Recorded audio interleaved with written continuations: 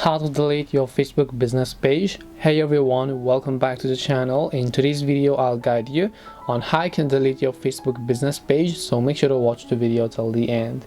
In order to delete your Facebook business page, all you have to do is simply go ahead and then first of all just make sure to launch Facebook. Once you launch Facebook, first of all tap the three lines option and then first of all just switch to the page that you want to delete. So I'll just switch to this page over here. And once I switch to the page that maybe I want to delete, I just need to tap the three lines option over here again, then tap the gear icon, which is the settings icon. In the search settings, I'll just go ahead and then type in delete. Then here you can say delete the page and information. Just make sure to select that. And after you've done that, you should be able to see this option called delete page.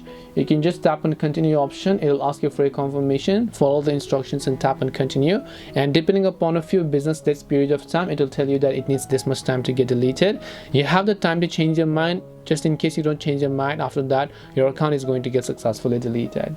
So this way you'll be able to go ahead and then delete your business page on Facebook. Hope this video was very helpful. If you have got any more questions, feel free to leave them down below. Thank you for watching till the end and see you soon in the next video.